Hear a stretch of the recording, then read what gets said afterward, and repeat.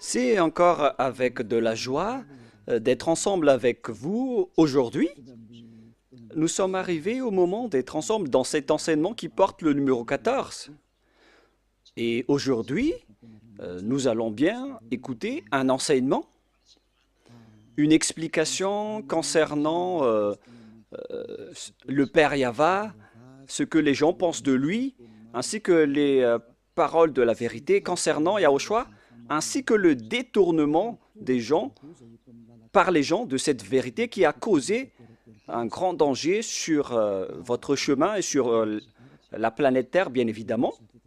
Et avant de discuter de ce titre qui dit que Jésus n'est pas du tout vrai, il vous rend pécheur et vous irez en enfer, vous serez perdu en enfer. Je vais d'abord vous expliquer, je vais vous donner beaucoup de preuves pour vous dire que vous allez être jeté en enfer si vous n'écoutez pas ce salut qu'on vous donne par amour en ce moment. Et donc, je remarque tout d'abord que notre enseignement sera assez lent pour aujourd'hui, mais ce qui est important, c'est que vous connaissez la vérité, car c'est important de dire que Jésus n'est pas du tout vrai, et Jésus n'est pas du tout vrai. Il vous rend pécheur, et vous allez être perdu en enfer, selon ce titre, selon cette parole. Et donc, nous allons regarder la vérité sur cette parole pour aujourd'hui. Est-ce que c'est vraiment logique? La réponse, oui, c'est bien logique. Mais tout d'abord, je vais vous faire cette remarque. Plusieurs d'entre vous disent que nous sommes des diffamateurs. Nous n'aimons pas du tout Jésus. Tout d'abord, Élia n'a jamais fait de diffamation. Élia n'a fait que dire la vérité. Et si Élia dit la vérité, est-ce que vous allez le fauter? Si, par exemple, je vois une personne qui est en train de mourir et qui va être jetée en enfer, et j'ai les preuves pour vous le dire dans la vérité, et que c'est la vérité, et moi je vous dis que voilà la preuve que vous irez en enfer, et vous suivez les faux dieux. Est-ce que ça veut dire que Élia n'a pas d'amour? Est-ce que ça veut dire que Élia est un diffamateur? Est-ce que ça veut dire que Élia aime critiquer les gens? Même vous, vous connaissez bien que si quelqu'un est entre le danger de mort, vous allez sûrement hurler pour lui dire de revenir, car il risque la mort. C'est une réaction normale pour un humain. Et c'est une réaction normale pour Élia qui est en train de voir un esprit en train d'être jeté en enfer. Et c'est pourquoi Élia vous appelle. Je suis en train de vous voir en train d'être perdu, alors je vous appelle pour revenir. Car en vérité, c'est le diable qui détourne la vérité. Il cherche les moyens pour que vous n'écoutez pas la vérité. Et s'il trouve le moindre point pour rendre en colère les gens, il en profite pour vous rendre en colère. Voilà le plan du diable. Moi, je vous conseille d'écouter cette vérité. Au cas où ce sera la dernière heure de discussion entre nous. Et après, vous allez regretter, sinon.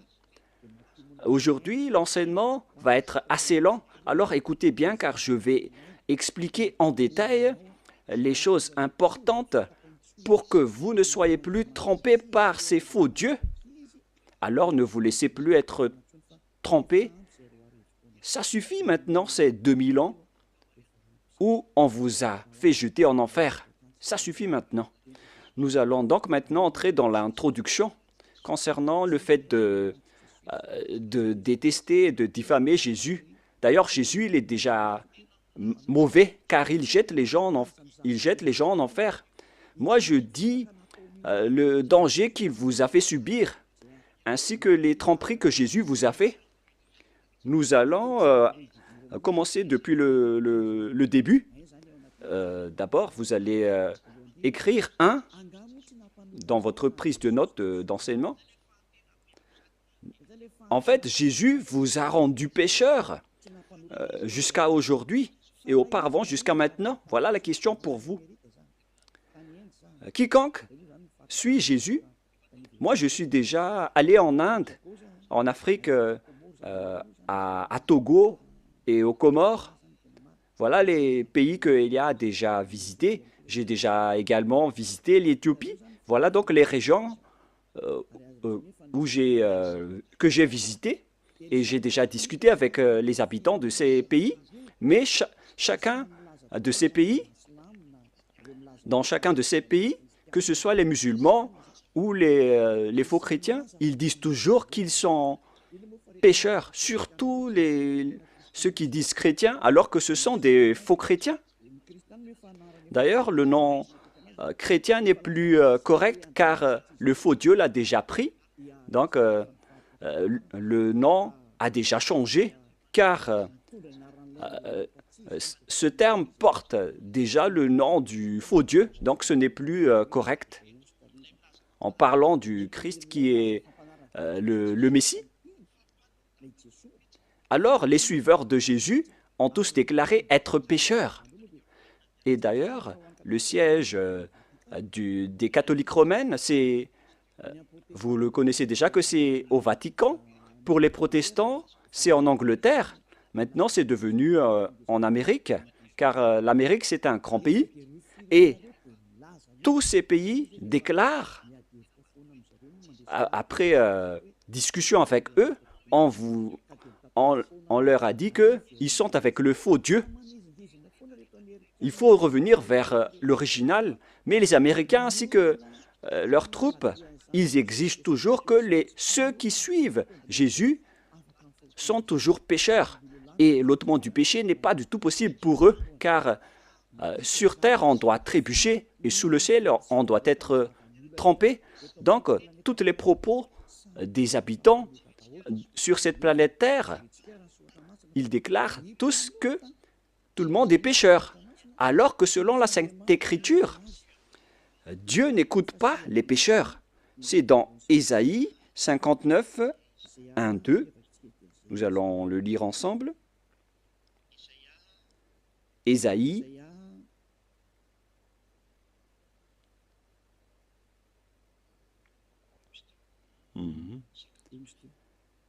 59, Ésaïe 59, 1, 2. Voilà. Ésaïe 59, 1 et 2. Vous pouvez suivre à travers l'écran. Non, la main de Yahva n'est pas trop courte pour sauver, ni son oreille dure pour entendre. Mais ce sont vos crimes qui mettent une séparation entre vous et votre Dieu, et ce sont vos péchés qui vous cachent sa face et l'empêchent de vous écouter.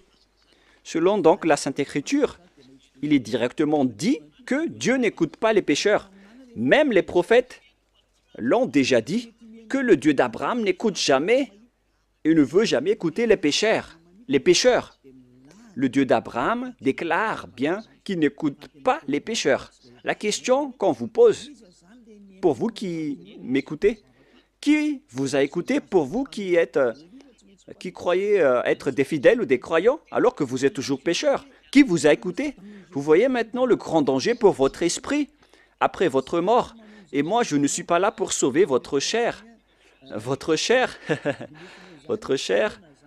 il n'y a pas de problème avec lui car après la mort, elle va redevenir poussière. Mais si Élia vous parle, c'est pour sauver votre esprit, pour être en vie éternellement. Et si vous voulez sauver quelque chose, ne sauvez jamais votre chair qui va redevenir poussière, sans solution, car elle est déjà condamnée à mort. Si vous voulez sauver quelque chose, il faut sauver celui qui peut vivre éternellement, c'est-à-dire votre esprit. Alors sauvez votre esprit.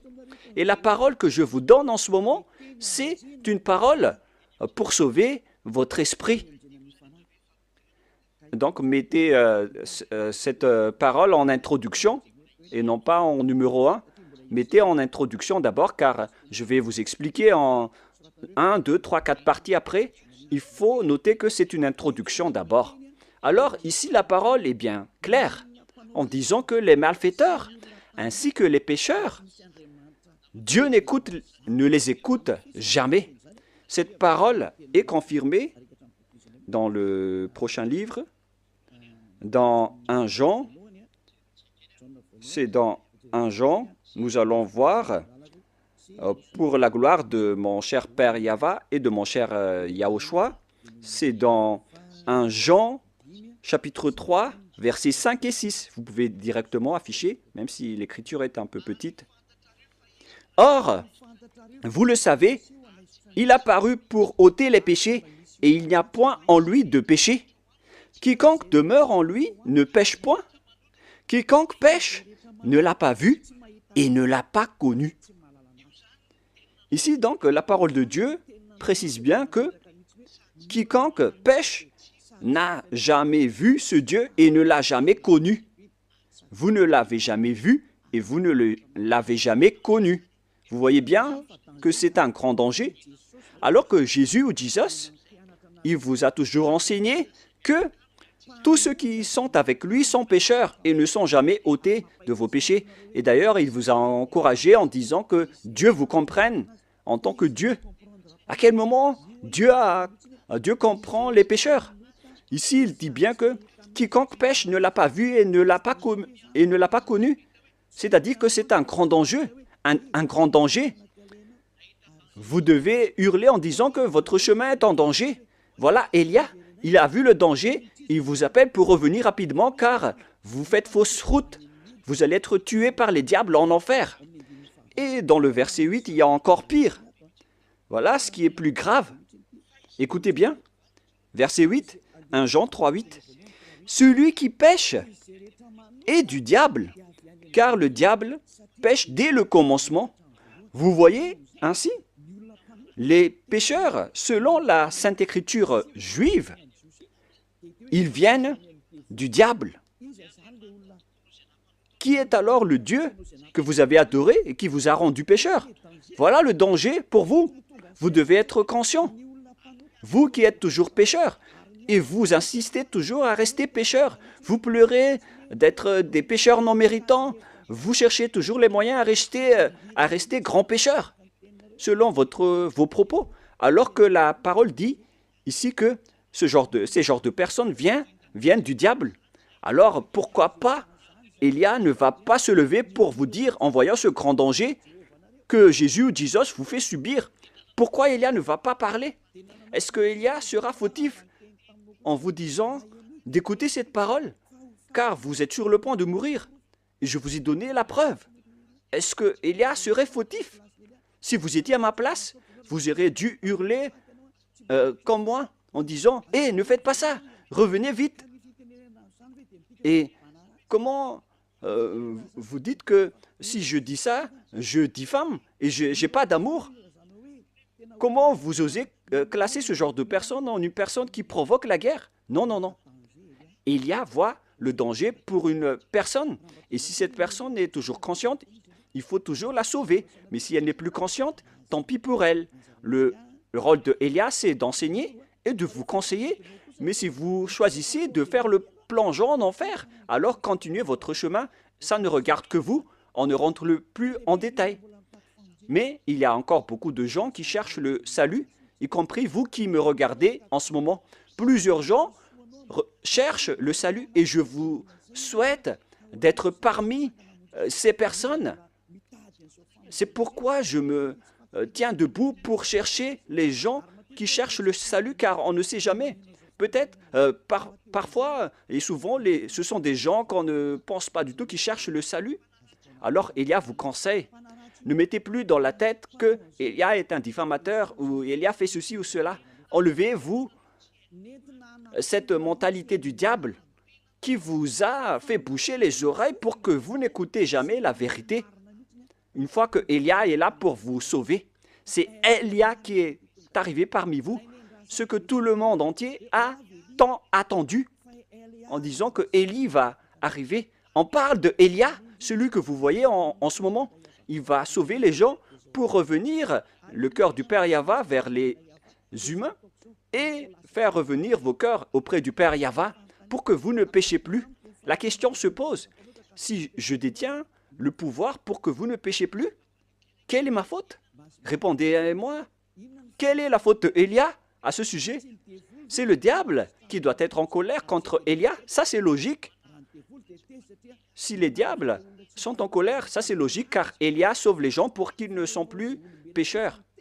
Mais si c'est un humain comme vous qui est en colère, alors sachez que vous avez pris la place du diable, alors ne faites pas ça. Ça ne vous apporte pas du bien. Pourquoi vous allez haïr la personne qui cherche à vous sauver? Il faut garder le silence si vous ne voulez pas et laisser les autres être sauvés. Si vous ne voulez pas être sauvé, tant pis pour vous, mais moi je vous le déconseille de le faire, hein, car c'est mal.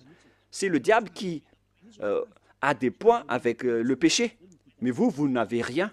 Alors ne donnez plus des points au diable, sauvez votre esprit pour qu'il se retourne vers son Créateur, c'est-à-dire le Père Yahweh et mon cher Yahushua. C'est l'objet de cet enseignement, en vous disant que Dieu n'écoute pas les pécheurs. Et je précise bien la parole du vrai Fils de Dieu. Il s'appelle Yahushua. Voilà l'enseignement d'aujourd'hui qui sera assez lent. Moi, je vous préviens déjà, on va passer plus de 2 heures. Alors suivez bien, ne dormez pas avant, ne critiquez pas et réfléchissez bien. Et vous allez voir que c'est vraiment de l'amour que Élia vous donne. C'est du salut, de la preuve d'amour pour vous les humains qu'il existe un être qui cherche à vous sauver. Voilà Élia. Il cherche à vous sauver. Je cherche tous les moyens pour vous sauver, pour que vous seriez délivrés des chaînes de ces diables qui iront en enfer. Vous allez être déchaînés de leurs mains pour que vous buvez la joie illimitée et sans cesse. Et si vous allez dire, mais on est déjà en joie, oui, vous avez de la joie, mais vous connaissez toujours que ce n'est pas la vraie joie que vous avez. Vous pensez que ce sont les riches qui sont vraiment dans le bonheur et en joie, alors que vous voyez bien que les riches cherchent toujours le bonheur, même s'ils ont déjà des milliards de dollars entre les mains, ils ne se consolent jamais, ils cherchent toujours plus d'argent, c'est-à-dire que le bonheur n'est pas du tout dans l'argent. Les milliards de dollars ne donnent pas le bonheur et de la joie. Même si vous avez tout, vous n'avez pas la joie, car pourquoi vous cherchez toujours à augmenter vos richesses? Mais lorsque vous ne péchez point, vous avez vraiment la joie illimitée. Et c'est ce que les gens en Yahushua possèdent, qu'ils ne veulent jamais abandonner, car ils vivent dans cela. Et c'est la joie des gens ôtés des péchés que Élia vous partage. C'est ça le vrai bonheur. C'est la personne qui ne pêche plus, qui est la plus en paix sur cette planète Terre. Et si vous voulez avoir le bonheur et la paix, alors ne péchez plus et suivez Élia. Car Élia a été envoyé par Yahushua. Il est l'ambassadeur de Yahushua. Nous allons donc voir la parole du vrai Créateur, le Fils du vrai Créateur, Yahweh. Et le nom de son Fils, c'est Yahushua. Je vais encore vous les expliquer, le nom du Père Yahweh et Yahushua. Mais nous sommes encore dans l'introduction, même si c'est assez lent. On doit partir de là pour tout voir. On va voir donc la parole du Fils du vrai Créateur. Et le nom de son Fils, c'est Yahushua. C'est dans Jean chapitre 5, à partir du verset 14, si je ne me trompe pas. Jean 5, 14. Depuis, Yahushua le trouva dans le temple et lui dit, « Voici, tu as été guéri, ne pêche plus, de peur qu'il ne t'arrive quelque chose de pire. » Lorsque vous êtes bien avec ce vrai Dieu, alors répétez cette parole. « Ne péchez plus, car tu as été guéri déjà. Et si tu commets encore des péchés, le pire va t'arriver. » Cette parole est bien claire. Donc, quiconque pêche et qui revient toujours dans le péché, le pire va lui arriver. Et regardez dans votre propre vie, qui devient de plus en plus mal. Même les riches, ils ont toujours une mauvaise vie. Et plus leur richesse augmente, plus leur folie et leur mauvaise pratique augmentent. Car c'est l'argent qui est la source du mal. Et tous ceux qui cherchent activement l'argent vont sombrer dans la grande tristesse, alors que les faux dieux n'ont rien à faire, à part le miracle, les prodiges et les bénédictions. Et si vous allez dire, donc vous n'avez pas besoin d'argent? Non, je n'ai pas dit ça, mais il ne faut plus avoir ce genre de mentalité. Ce Dieu a dit qu'il faut que vous vous consolez de ce que vous avez entre les mains. Ne creusez pas toujours avec votre tête, car au final, vous allez faire autre chose, jusqu'à faire des trafics humains, des trafics d'argent, des trafics d'organes, des kidnappings, des escroqueries, car vous cherchez toujours de l'argent et ça, vous allez terminer ainsi. L'argent, c'est la source de tout le mal. Il faut se consoler de ce que vous avez. Voilà la meilleure situation. Cette parole dit qu'il ne faut plus jamais pécher. Tu as été guéri, ne pêche plus, de peur qu'il ne t'arrive quelque chose de pire. Mais regardez votre propre chemin. Vous qui dites que vous avez été guéri par Jésus, vous avez eu ces bénédictions. Où est-ce que vous êtes allé? Est-ce que vous êtes déjà ôté des péchés? Alors que le Fils de Dieu, le vrai Fils de Dieu, a dit qu'il ne faut plus jamais pécher. Mais Jésus ou Jesus n'a jamais réussi à faire cela. Il faut juger juste. Est-ce qu'il a réussi à faire cela ou pas?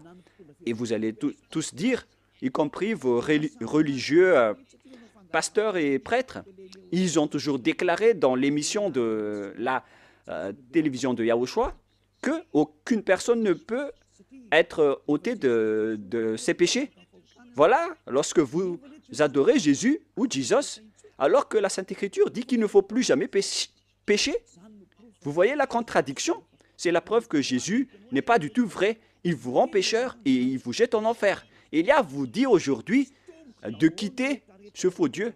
Je vous attire, vous tous qui êtes conscients, ne mettez plus les pieds dans leurs églises. Ce n'est plus correct. Mais si vous voulez tuer votre âme en enfer, alors continuez ainsi. Car le péché vient du diable. Et le diable habite en enfer. Moi, j'ai été envoyé pour vous ramener au ciel des cieux et c'est normal que je vous dis de ne plus aller avec ces faux dieux. Et les gens que Élia appelle, ce sont les gens qui veulent être sauvés. Si vous ne voulez pas être sauvés, alors ne suivez pas mes paroles. Mais les gens qui veulent être sauvés, ils écoutent la parole de Élia et il dit, mais comment réfléchir à cette parole qui dit qu'il ne faut plus pécher alors que j'étais toujours pécheur? La comparaison oblige. L'autre dit qu'il faut pécher et l'autre dit qu'il ne faut plus pécher. La logique, c'est de suivre celui qui ne pêche plus. Voilà la vérité. Automatiquement, la décision, c'est de vous rapprocher de celui qui ne pêche plus. Et celui qui a porté cette parole, c'était seulement Élia sur votre planète Terre. Et on m'a persécuté pendant 40 ans, pendant que j'ai fait les œuvres de Yahushua à ce sujet. On m'a persécuté. C'est pour vous dire que Élia est venu par amour, mais ce sont les diables qui le détestent et qui vous rendent en colère. Alors ne vous laissez plus être provoqué. Écoutez la vraie parole maintenant. Écoutez la parole de Élia. Élia est arrivé pour vous sauver, pour vous donner la joie éternelle, pour que vous reveniez vers votre vrai Créateur qui s'appelle Yahushua. Et je vais encore ajouter une autre parole, car cette parole a été répétée 2 fois et non pas seulement une fois. Selon Jean, chapitre 8, Jean, chapitre 8, à partir du verset 11, nous allons lire ensemble. Quelle était encore la parole du Fils de Dieu à ce sujet? Elle répondit, « Non, Seigneur. » Et Yahushua lui dit, « Je ne te condamne pas non plus. Va, et désormais, ne pêche plus. » Cette parole est revenue 2 fois en disant « Ne pêche plus ». C'est ça donc qu'on doit suivre. Et Élia possède cette qualité ainsi que tous ceux qui suivent Élia. Il ne pêche plus. C'est vraiment une chose qu'on désire. Hein. Ce sont les diables qui détestent cela. Alors que c'est une bonne chose pour tout humain. Et Élia appelle les humains. Car vous cherchez ça en allant à l'église. À quoi bon d'aller à l'église? Votre objectif d'aller là-bas, c'est de ne plus commettre de péché. Mais puisque en allant là-bas, vous avez cherché des miracles et des prodiges, alors c'est normal que vous n'avez pas vu la vérité, car l'endroit que vous fréquentez, c'est avec Jésus et Jésus. Et sachez que le plan de ce Dieu n'est pas pour faire des miracles ou des bénédictions, mais son sujet, c'est le péché. Mais alors, si vous avez le miracle, si vous êtes guéri, si vous restez toujours pécheur, alors ça ne sert à rien. Si vous êtes pécheur, alors vous n'êtes pas avec ce vrai Dieu. C'est logique que vous êtes avec le diable. Même vous-même, vous allez prendre une décision que c'est la bonne réponse, que Dieu n'écoute pas les pécheurs. Alors, qui vous écoute dans votre église? Est-ce que vous avez déjà posé cette question? Car si c'est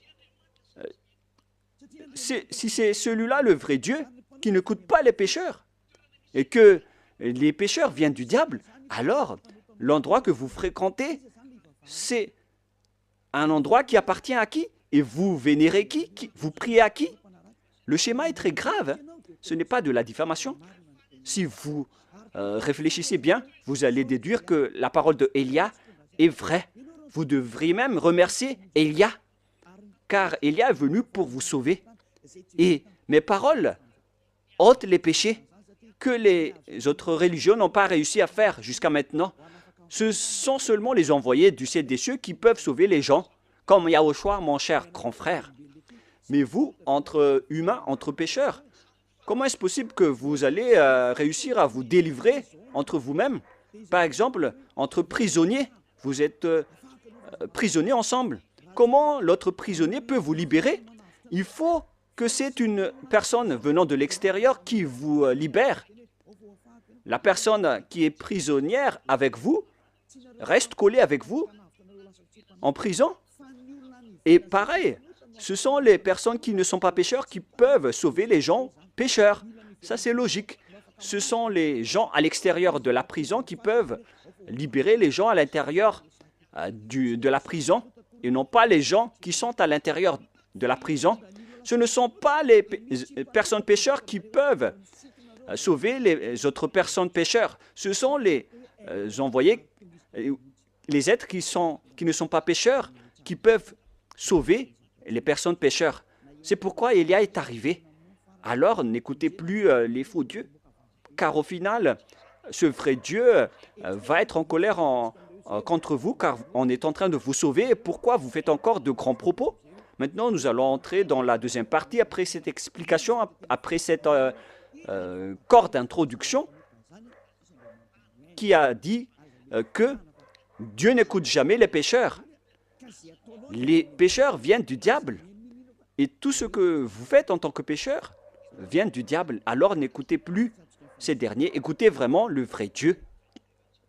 Maintenant, nous allons expliquer le sujet concernant le Dieu Père que vous avez changé en Jéhovah ou Yahou pour certains. Mais c'est quoi ce pire danger que vous avez fait?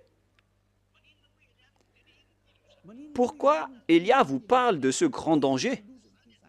C'est vraiment pire, car le Dieu d'Abraham, il a sorti la parole comme quoi il ne faut jamais profaner son nom. C'est vraiment un pire danger, donc, de changer ou de transformer son nom. Certains disent que ce n'est pas le nom qui est important, c'est la parole qui est importante. Il y a certains qui disent cela en appuyant avec des versets. Si c'est la parole de notre... sachez que la parole de notre Père est incontestable. Et c'est d'ailleurs sa parole qui a dit qu'il ne faut pas profaner son nom. Alors c'est la parole elle-même qui a priorisé et qui a privilégié le nom. Si on va lire le livre d'Ésaïe,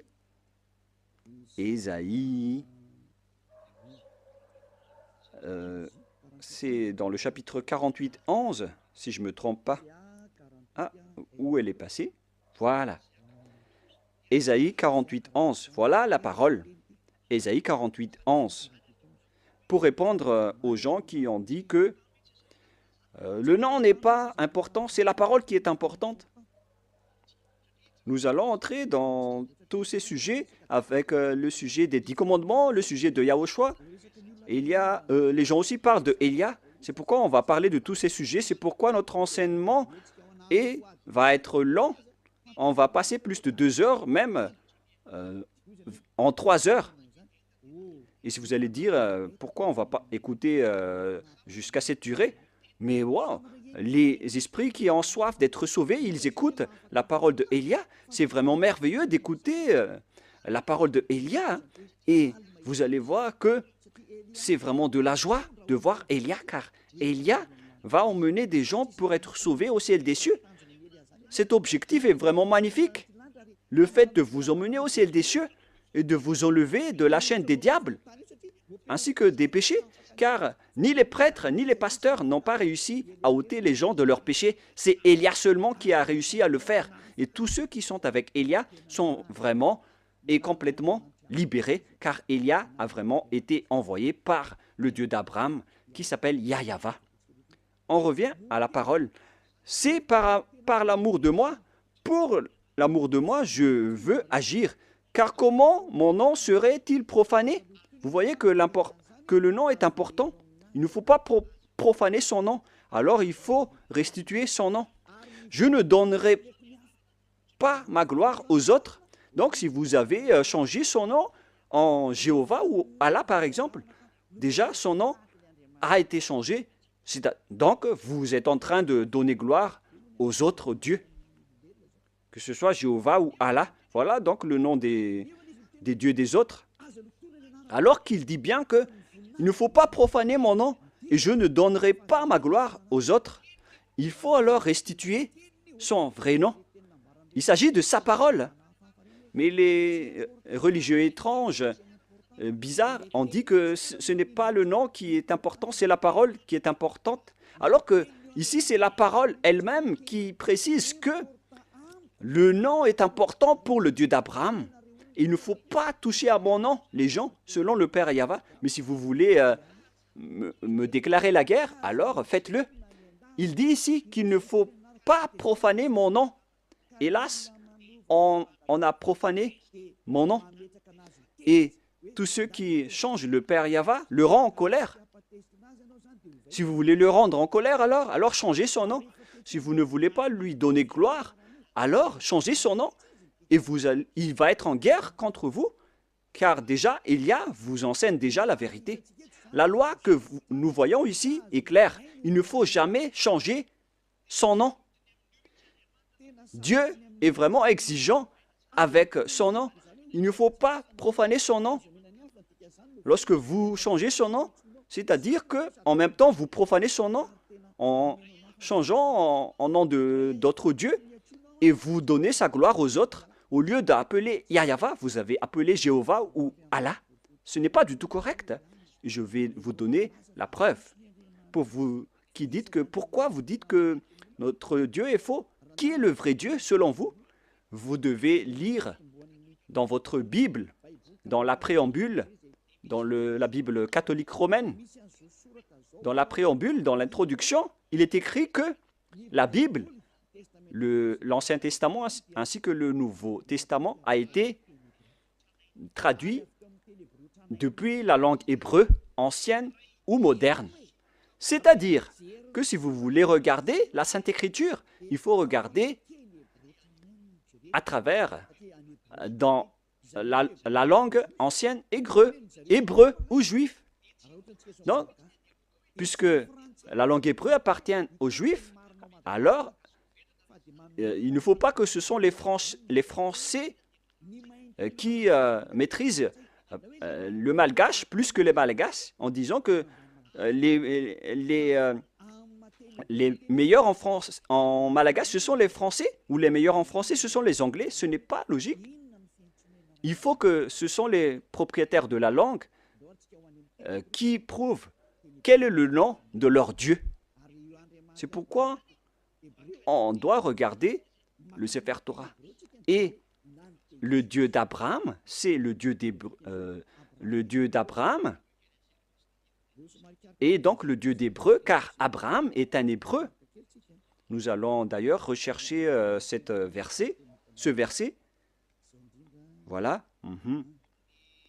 C'est dans Genèse 14, 13. Vous pouvez directement afficher.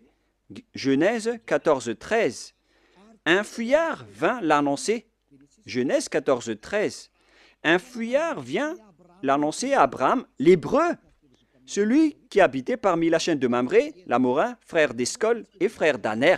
On voit bien ici que Abraham est hébreu. Donc, si vous voulez voir le nom du Dieu d'Abraham, il faut donc revenir vers la langue hébreu ou la langue juive. C'est vraiment logique, après cette parole, de sortir et de lire le livre hébreu, le livre juif qu'on appelle le Sefer Torah. Le Sefer Torah, ce sont les livres écrits par les sophères, c'est-à-dire les écrivains. Les Sefer, ce sont les écrivains de la Torah. C'est pourquoi on appelle le livre Sefer Torah. Le Sefer Torah parle donc, dans la langue juive, le nom de ce Dieu. Et Élia possède le Sefer Torah. Et le Sefer Torah de ces Juifs a été fait par succession d'héritage. Et au final, ils ont été écrits par les scribes à l'époque de Néhémia, d'Esther. Et au final, on a vu aussi l'époque des Maccabées. Ce sont tous des écrivains qui se sont succédés. Et on appelle ces écrivains les Massorètes ou bien les Massoras. Ce sont donc les porte-paroles, des porte-paroles qui ont écrit les livres après les anciens livres qui ont été détruits. Donc, parmi les Juifs, il y a des intellectuels qu'on appelle les Massoras ou les Massorètes. Dans le Sefer Torah, dont ils ont écrit le Sefer Torah, et le plus ancien se trouve vers moins 200 avant l'an 0, alors que la parole qui a été écrite en moins 200 existait déjà vers moins 1000 ou moins 2000, c'est-à-dire à l'époque d'Abraham. Je vais vous montrer toutes les paroles à ce sujet en langue hébreu. Donc, si on veut regarder le nom, alors on ne doit pas le regarder en Angleterre ou en Amérique. D'ailleurs, les chercheurs mondiaux, les chercheurs dans ce monde ont déjà trouvé l'appellation de ce Dieu jusqu'à aujourd'hui. Et tout le monde connaît que l'appellation du nom de ce Dieu vient de Yod, He, Vav, He. Ou bien, selon les gens, YH, WH, et je rectifie directement, le bon terme c'est YHVH et non pas YHWH. Nous allons d'abord, je vais d'abord vous enseigner, après nous allons enseigner le livre hébreu. Nous allons donc, je vais d'abord vous enseigner d'abord. Tout le monde connaît ces lettres avec Yod, He, Vav, He. On parle du tétragramme selon les intellectuels, les docteurs et les professeurs. Mais ce qui est étonnant, c'est qu'il ne sait rien le lire. Où sont passés les doctorats et les professorats des théologiens? Sachez que les pécheurs n'ont pas été autorisés de connaître la vérité, car les pécheurs n'ont jamais vu et n'ont jamais connu ce vrai Dieu. C'est logique, donc ils ne connaissent rien. Ils doivent attendre Élia pour enseigner. C'est pourquoi on entre dans l'enseignement. Comment on lit ceci? Voilà le Yod. Les Juifs lisent de droite à gauche. Voilà donc le Yod. Voilà le He, selon eux. He ou H.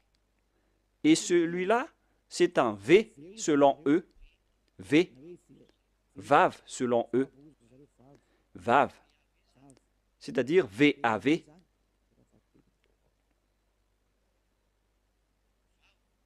Vav. Et voilà le He qu'on a déjà vu, ou H. c'est ce qui donne le mot. Et si on va lire de droite à gauche, et moi je vais répéter maintenant, Yod, He, Vav, He. Comment on lit ceci? Et certains disent, comment on lit ceci? Voilà la question. Et les gens disent qu'on ne peut pas le lire, personne ne peut le lire. Non, non, non, il y a vraiment une appellation correcte à ce sujet. Il a dit que quiconque appelle le nom de Yahva sera sauvé. C'est dans le livre de Joël, si je ne me trompe pas. Celui qui appelle le nom de Yahva sera sauvé. Alors il faut appeler ce nom. C'est ce que ça veut dire. Nous allons voir cette parole. Car moi, je vous donne toujours les preuves. Nous allons devoir rechercher un peu.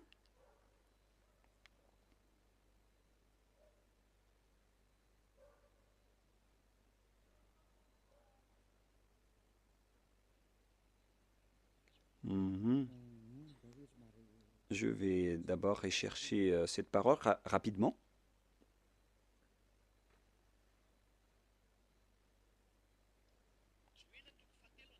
Joël chapitre 2, verset 32. Vous pouvez déjà afficher. Joël 2, 32. Alors quiconque invoquera le nom de Yahva sera sauvé. Donc, il faut appeler ce nom. Cette parole est claire. Quiconque invoque son nom sera sauvé.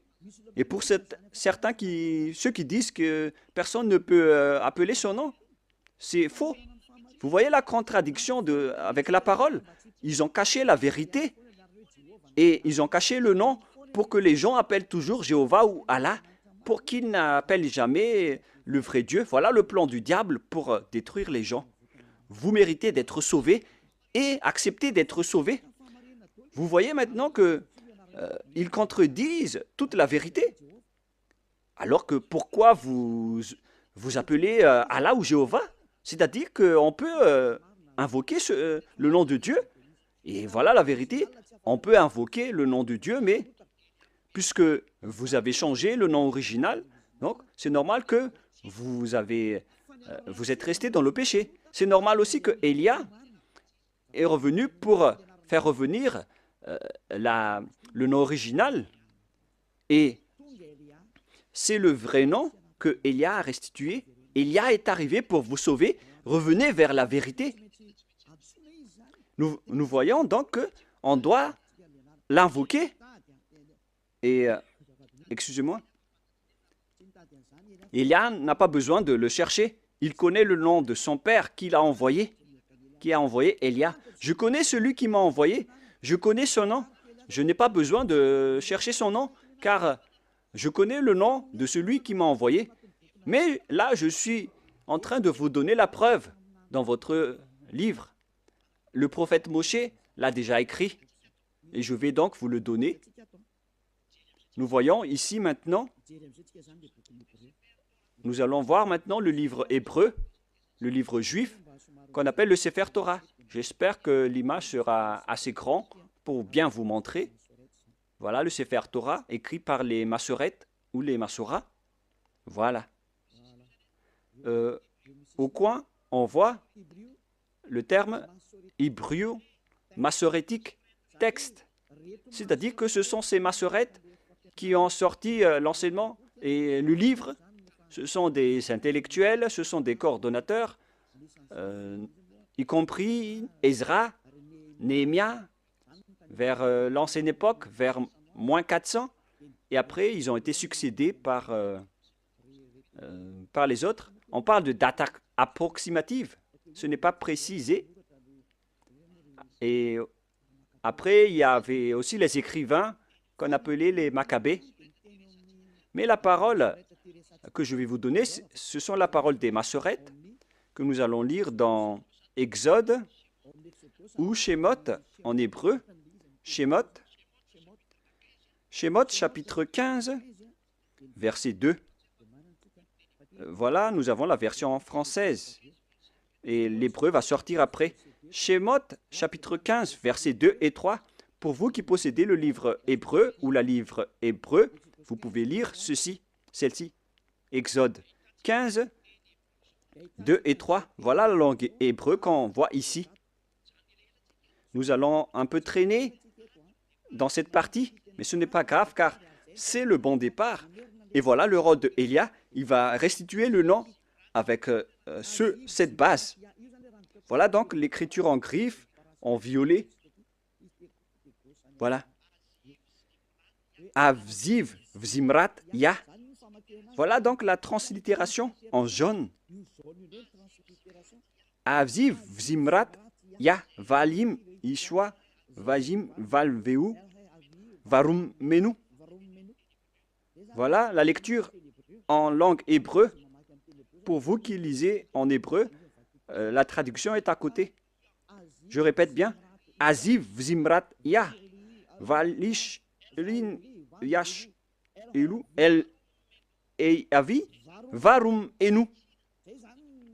Voilà donc la lecture en hébreu. Et nous voyons l'expression Ya. Voilà le nom du Dieu hébreu. Ya. Le voilà. Et nous allons voir la lecture selon eux. On l'appelle, on le prononce Ya. Y-A-H. Voilà, si vous voulez bien regarder. On le prononce Y-A-H. On va l'agrandir un peu. Je vais cliquer et ça donne Ya. Yod, He. On le prononce Ya. C'est pourquoi, lorsque nous sommes revenus vers l'original, vous voyez bien que Yod et He se prononcent Ya. Et nous allons revenir vers l'original pour dire Avzi, Vzimrat, Ya. Voilà. Et si on le lit, il y a la version anglaise qui dit que c'est Ya qui est ma force et le sujet de mes louanges. C'est lui qui m'a sauvé. C'est lui donc qui m'a sauvé. Pour ceux qui connaissent l'anglais, ce n'est pas grave. Je vais le traduire à mon niveau, mais ce n'est pas loin.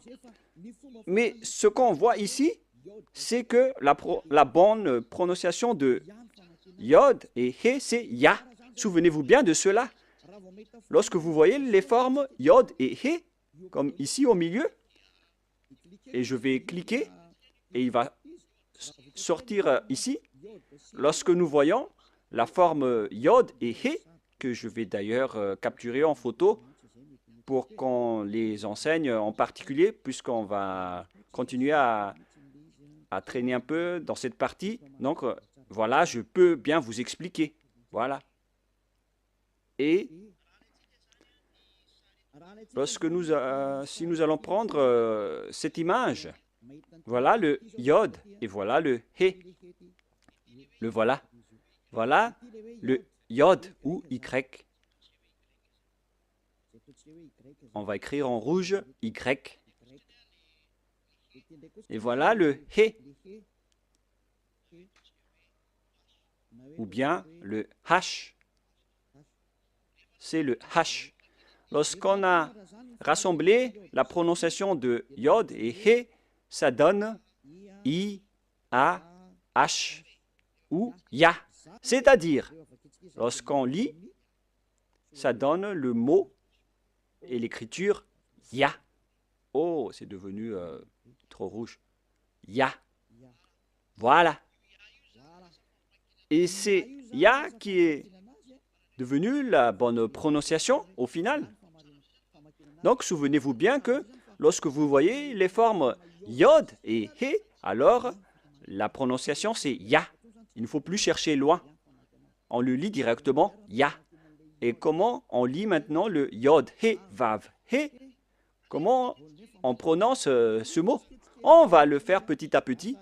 Nous allons entrer maintenant dans la leçon suivante. Yod. Où elle est passée déjà? on doit regarder à la fin. Voilà. Nous allons revenir un peu avec la parole. Ah, ça a un peu bugué. Nous allons entrer dans la troisième partie pour voir le nom du vrai Dieu. Il a dit, Yah est ma force et le sujet de mes louanges. Et dans le livre des psaumes, on dit Alléluia. Pour donner gloire au Père Yahva, on dit Alléluia. C'est-à-dire gloire au Père Yahva. Il n'a jamais dit que c'est Alléluia. Vous voyez vraiment la grosse erreur des humains. Ça a été transformé en Alléluia, alors que dans votre Bible, c'est Alléluia. Et le nom du Père Yahva, son vrai nom, c'est Yahva. Donc, on va lire l'autre nom, car on a déjà vu Yah. Vous voyez donc, à travers cette remarque, avec le Alléluia, que son nom, c'est vraiment Yah. Voilà donc, en troisième partie, on parle ici de Yahva Shmo. Je vous le dis directement, mais ici, vous voyez d'abord Yod, He. Voilà. Et même les sens ont tous été changés. C'est pourquoi on est là pour les rétablir à la normale.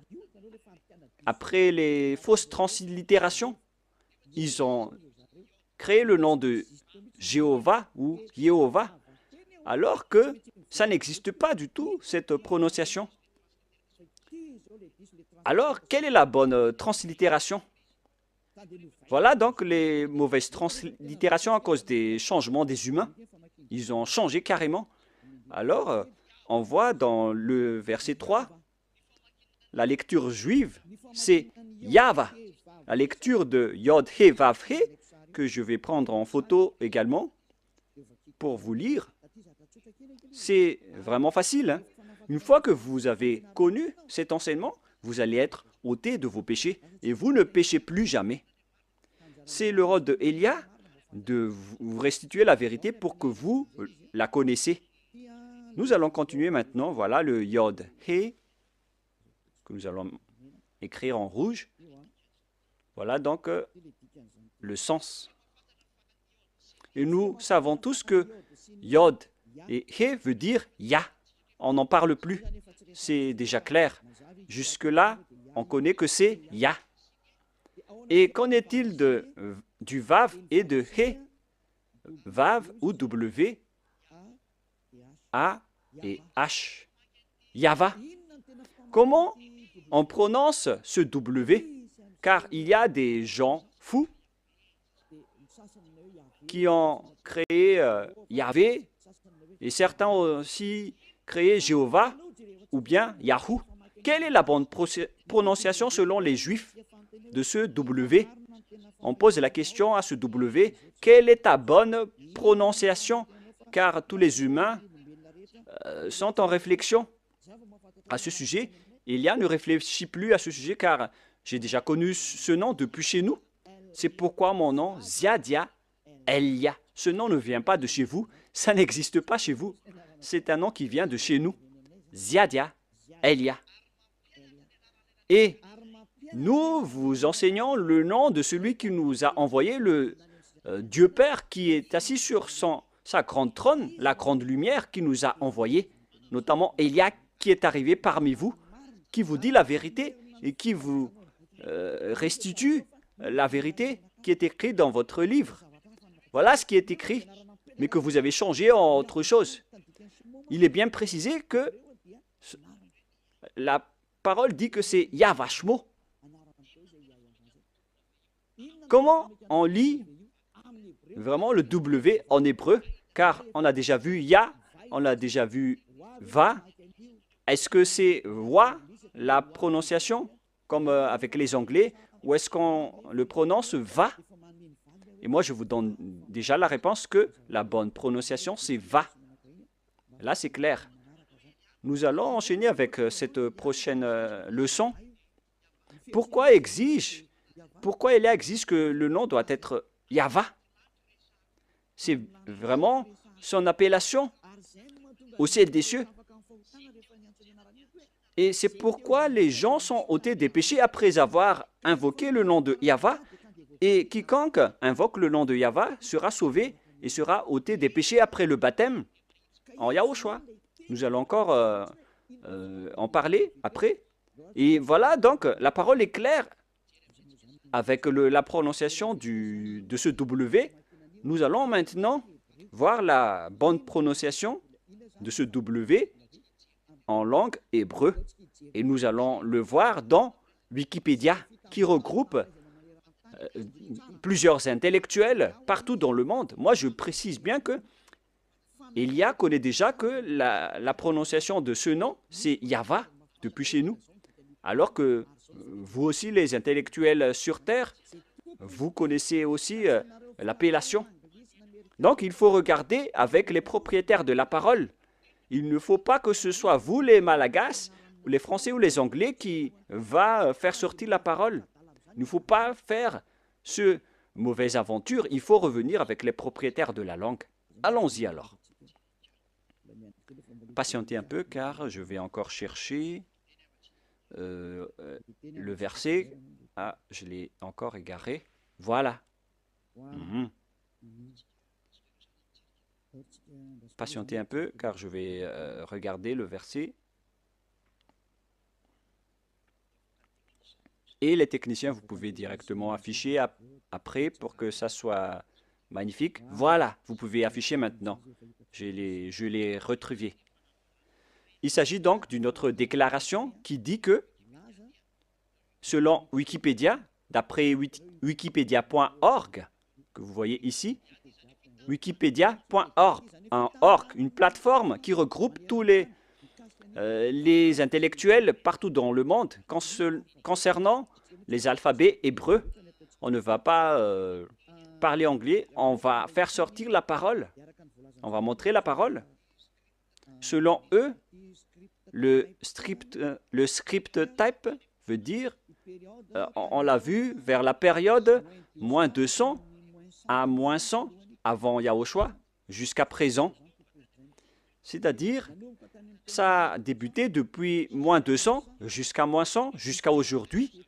C'est-à-dire que c'est parti de l'ancienne époque. Si je ne me trompe pas, où elle est passée déjà?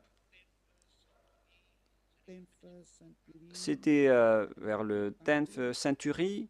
C'était il y a bien longtemps.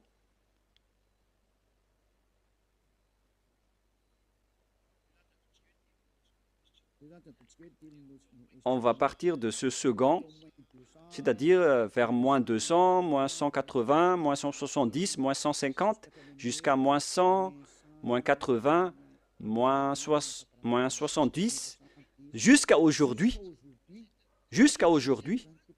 jusqu'à maintenant. Voilà la parole de tout à l'heure. On va réafficher, au cas où vous n'avez pas vu.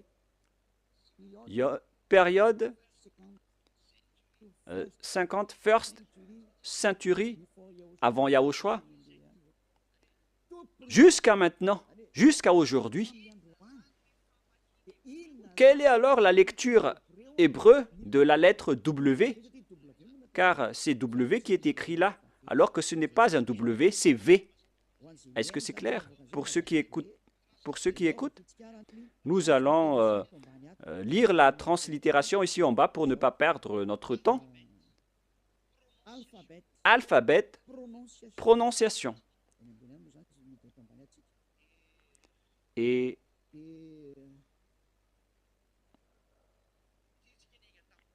puisque nous sommes partis des dates jusqu'à aujourd'hui, comment garder l'appellation, la prononciation de la lettre W jusqu'à aujourd'hui? Si ça existait déjà depuis moins 200 et depuis l'ancienne époque, comme je vous ai déjà dit, avec l'époque de Néhémia, de Ezra, vers moins 300, moins 400. Et pourquoi, vous qui êtes récent et récemment arrivé, pourquoi vous dites qu'on va le changer ainsi? Mais si vous n'êtes pas ôté des péchés, sachez que vous irez en enfer. Moi, je vous montre la vérité en ce moment. Alors, nous allons voir comment on lit ce W. Voilà. Ici, on voit le Vav, la lettre V. Le trait que je vous ai enseigné, du côté gauche, on le prononce V.